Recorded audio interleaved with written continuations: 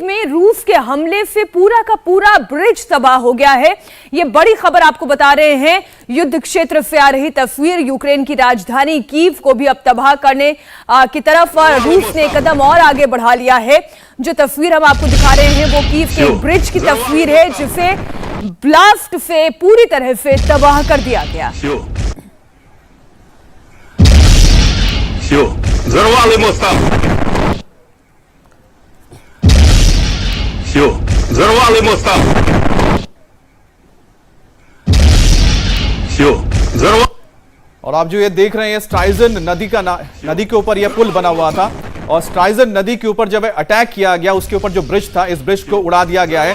अब देखना होगा कि क्या इसके पीछे रूस ने इसको उड़ाया है। नहीं तो हो सकता है स्ट्रैटेजिकली जो यूक्रेनियंस भी हैं, जो एडवांस है रूस का रोकने के लिए, उसकी वजह से वो अपने ही ब्रिजेस को उड़ाते हुए जा रहे हैं।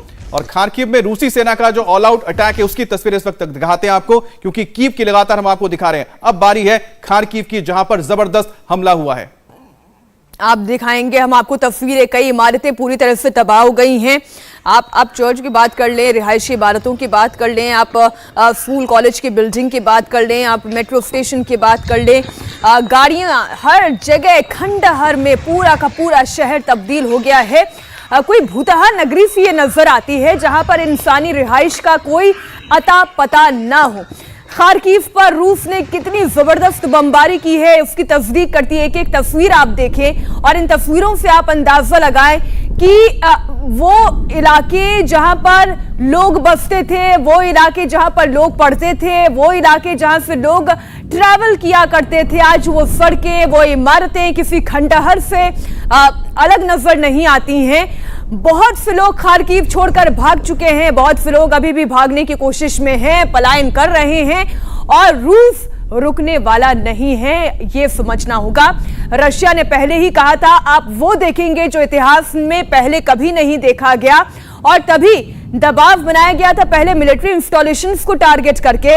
लेकिन जब यूक्रेन नहीं माना, नहीं झुका, तो फिर धीरे धीरे जितने और आप एस्टैब्लिशमेंट्स देख रहे हैं, ऑर्गेनाइजेशंस देख रहे हैं, रिहायशी इलाके देख रहे हैं, उन्हें भी धीरे धीरे करके रशिया ने अपना टारगेट बनाया। धुएं का गुबार आप देखिए, धड़कती हुई कहीं आग नजर आती है।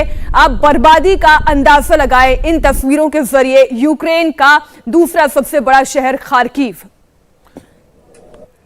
अब यूक्रेन में रूसी सैनिकों के अलग अलग संस्थानों में अटैक की तस्वीरें आप देख रहे हैं। खार्किव के शेवेचेंका प्लांट पर भी रूसी सेना ने हमला किया है।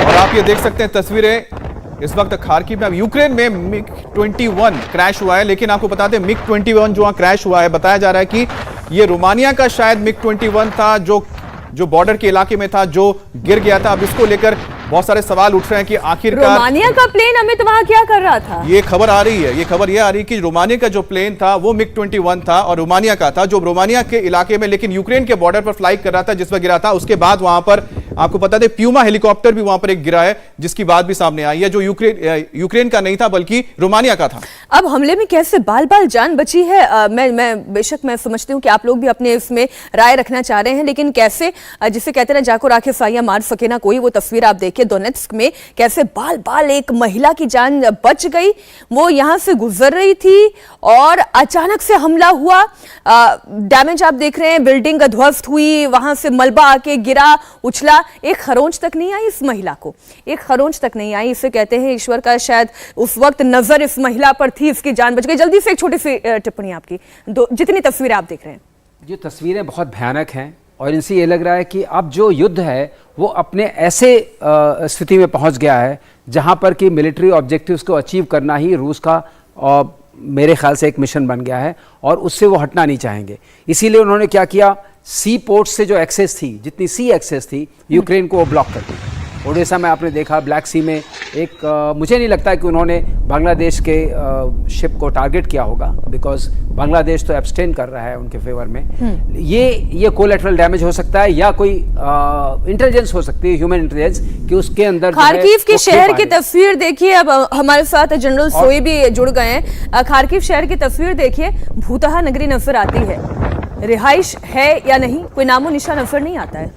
नहीं, बिल्कुल जैसा हम देख रहे हैं कि पिछले जो बातचीत हुई थी उसके बाद जो कोई नतीजा नहीं निकला, उसके बाद रूस की इंटेंसिटी, उनका कैलिबर, जो हथियारों का साइज बहुत बड़ा हो गया। अभी भारी भारी मिसाइल, भारे भारे बम गिराए जा रहे हैं और एक बहुत तेजी से एक के बाद एक गिराए जा रहे हैं।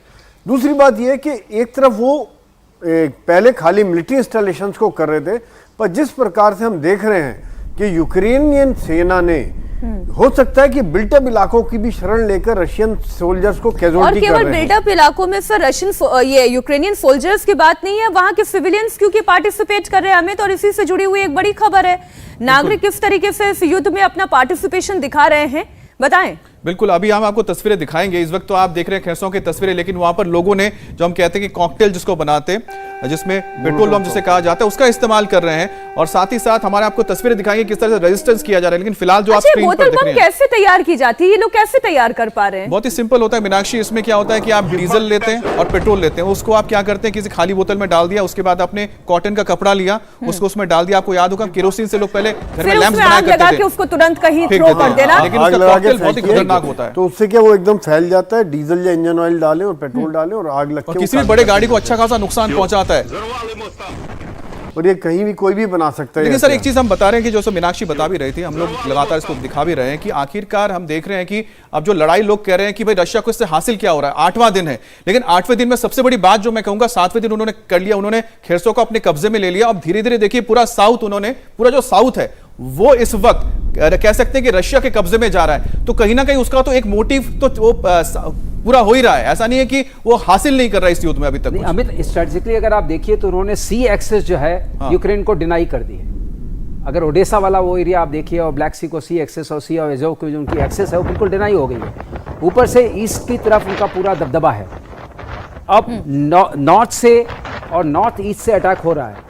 कॉलम्स बने हुए हैं, उन्होंने सीज कर दिया है कीव को। बिल्कुल। And whatever it takes, जैसे जनरल साहब भी कह रहे थे, whatever it takes to capture now Kyiv, they will do it.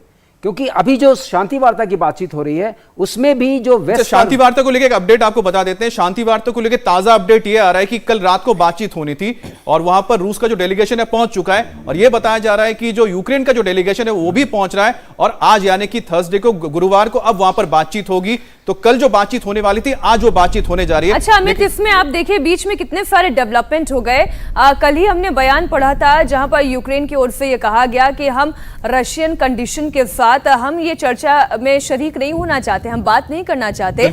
और रशिया की कंडीशन क्या है कि आप नाटो के लिए अपनी जमीन मुहैया ना कराएं, आप नाटो देश में शामिल ना हो, लेकिन इसी युद्ध के बीच यूरोपियन यूनियन का हिस्सा यूक्रेन बन चुका है। कितने सारे डेवलपमेंट इस बीच हो चुके हैं। वाइस मार्शल, हम इस बारे में जो चर्चा कर रहे हैं, यूक्रेन बातचीत तो करना चाहता है लेकिन बहुत देर हो गई है, ऐसा लग रहा है बहुत देर हो गई है। उनका देश जो है खंडहर में तब्दील हो रहा है। इंडिया टीवी हर वक्त हर जगह डाउनलोड करने के लिए सर्च करें India TV news Google play store या ऐप स्टोर पर।